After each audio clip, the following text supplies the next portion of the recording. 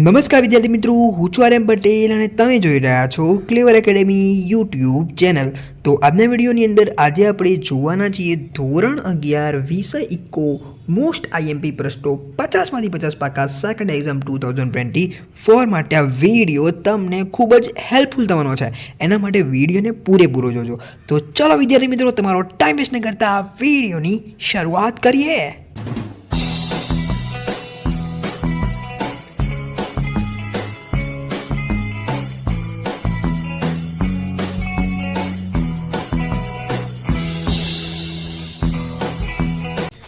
તો વિદ્યાર્થી મિત્રો, વિડીયોની શરૂઆત કરીએ પણ એના પહેલાં હું તમને કહી દઉં કે ધોરણ 11 માટેના બીએ અકાઉન્ટ સ્ટેટ આ ત્રણના વિડીયો આવી ચૂક્યા છે।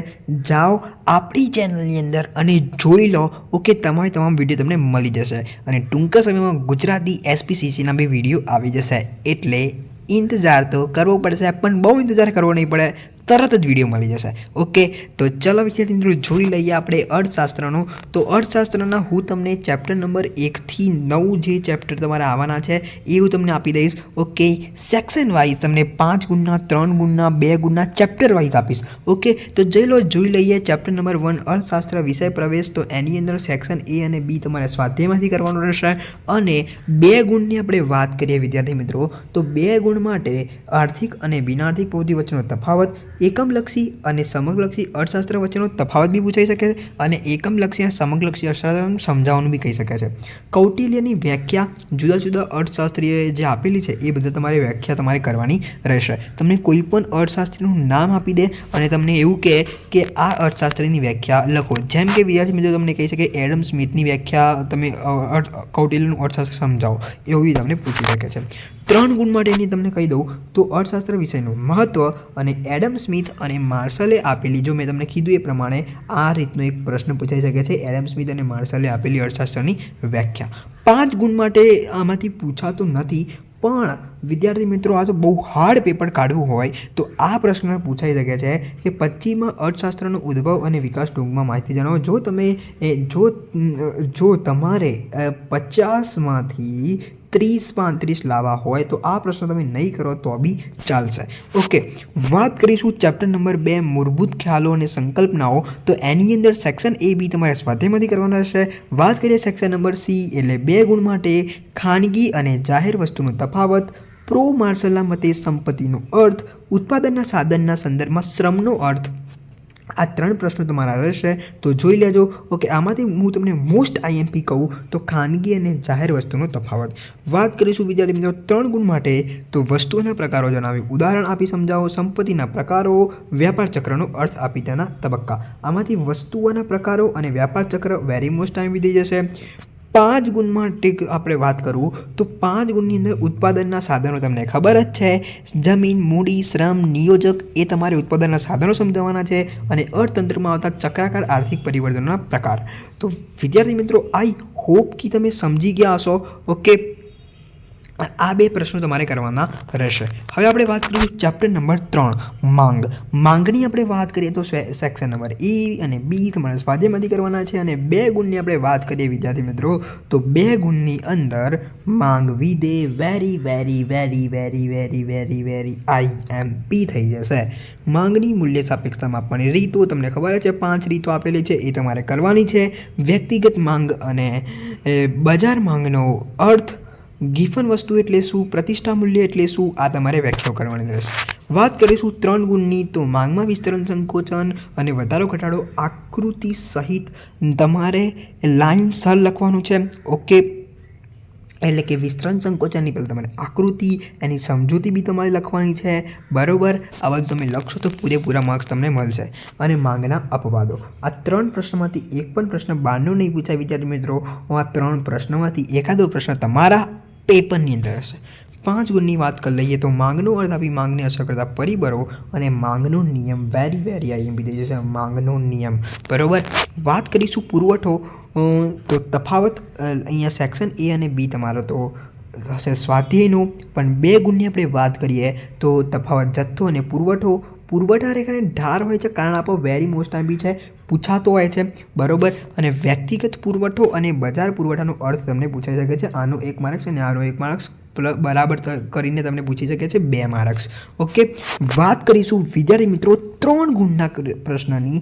તો આમાં પહેલો પ્રશ્ન છે ટૂંક નોંધ લખો પુરવઠા વિધેય. તો પુરવઠા વિધેય તમને પૂછાઈ શકે છે. પુરવઠામાં વિસ્તરણ સંકોચન આકૃતિ સહિત સમજાવો.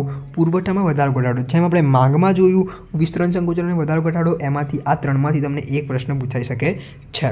આ માંગ અને પુરવઠો તમે વિરુદ્ધ ચેપ્ટર છે, બરોબર, એકદમ ઇઝી ચેપ્ટર છે. તમે હાર્ડ બનાવશો તો હાર્ડ બનશે, પણ આ બેમાંથી એક ચેપ્ટર તમને આવડી ગયું ને એટલે તમને બીજું ચેપ્ટર ઓટોમેટિક આવડી જશે. ખાલી એકવાર વાંચવાની જરૂર પડશે.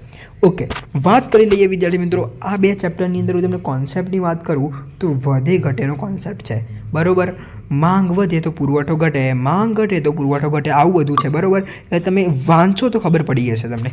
ઓકે, હવે 5 ગુણના પ્રશ્નોની વાત કરીએ. પુરવઠાને અસર કરતા પરિબળો, પુરવઠાનો નિયમ. ઓકે, પુરવઠાનો નિયમ વેરી મોસ્ટ ટાઈમ, પુરવઠાનો નિયમ, માંગનો નિયમ વેરી મોસ્ટ ટાઈમ, બેમાંથી એક તો પૂછાશે નિયમ. ઓકે, વાત કરીએ વિદ્યાર્થી મિત્રો ચેપ્ટર નંબર 5 આવક અને ખર્ચના ખ્યાલો.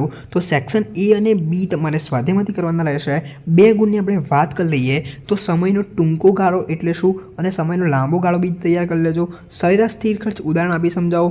કુલ ખર્ચ અને કુલ આવક એ મેં તમને કીધું એ પ્રમાણે કુલ ખર્ચનો એક એટલે કે એ વ્યાખ્યા તમે લખશો તો 1 માર્ક્સ મળશે અને કુલ આવકનો 1 માર્ક્સ મળશે, એટલે તમને 2 માર્ક્સ ટોટલ મળશે. ઓકે, વાત કરીશું વિદ્યાર્થી મિત્રો પૂર્ણ હરીફાઈ સિવાયના બજારમાં આવકની રેખા શા માટે નીચે તરફ ધરતી હોય છે. એક આ પ્રશ્ન તમને વારંવાર પૂછાતો હોય છે.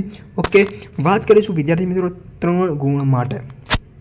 તો મિત્રો 3 ગુણની આપણે વાત કરીએ તો સ્થિર ખર્ચનો અર્થ આપી સમજૂતી આકૃતિ સહિત અને અસ્થિર ખર્ચનો અર્થ આપી તેની સમજૂતી આકૃતિ સહિત, આ બેમાંથી very very very very very very IMP 3 ગુણમાં નહીં પૂછાય તો 5 ગુણની અંદર તો ડેફિનેટલી પૂછાશે. 3 ગુણ અથવા 5 ગુણ આ મોસ્ટ આઈએમપી છે, પૂછાશે. દરેકના પેપરમાં આ પ્રશ્ન હશે, જોઈ લેજો.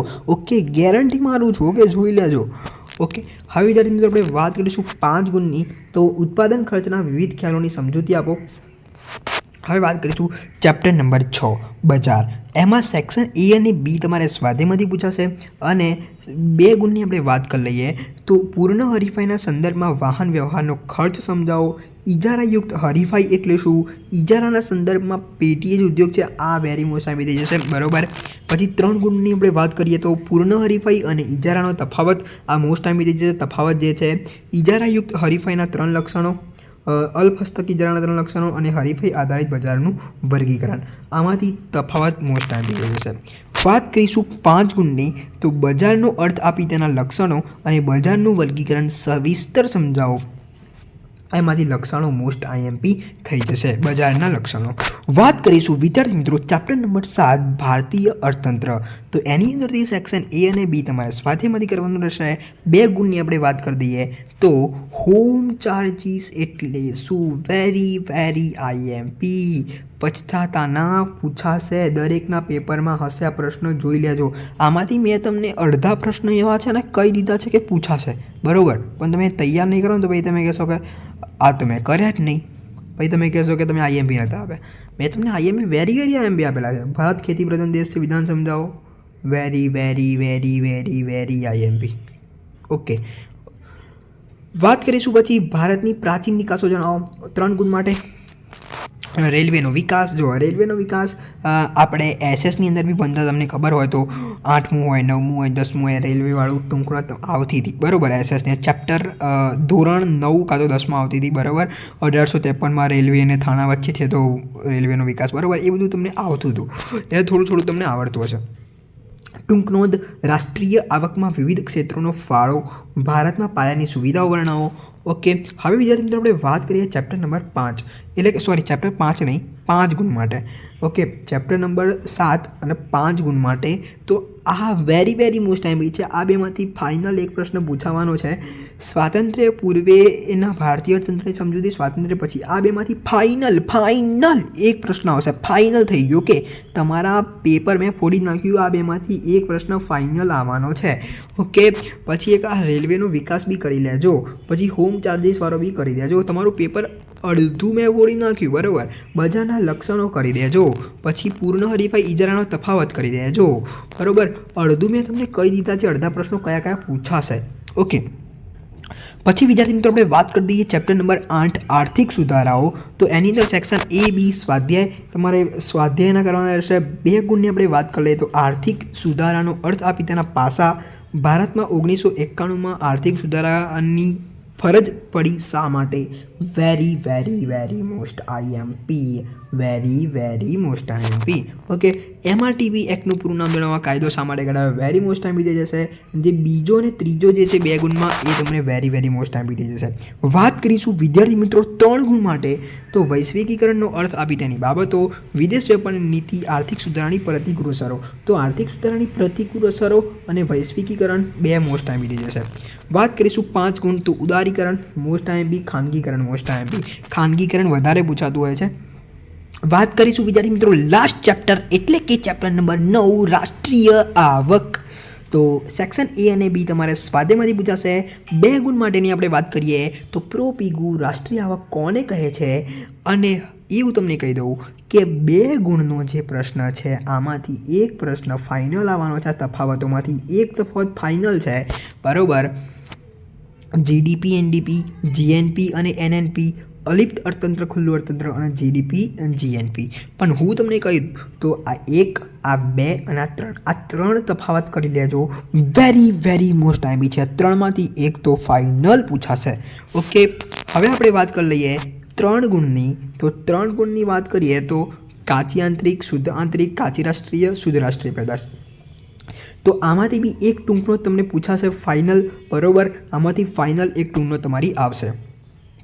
મેં તમને આમાંથી 2 ગુણની અંદર આ 3 તફાવતમાંથી એક તફાવત કીધો, ફાઇનલ મેં તમને કહી દીધો. પછી 3 ગુણમાંથી એક ટૂંકનો જ કહી દીધી. ફાઇનલ અહીંયાથી તમારા 3 માર્ક્સ થઈ ગયા, અહીંયાથી 2 માર્ક્સ. આગળ બી કેટલા બી માર્ક્સનું હું કહી ગયો.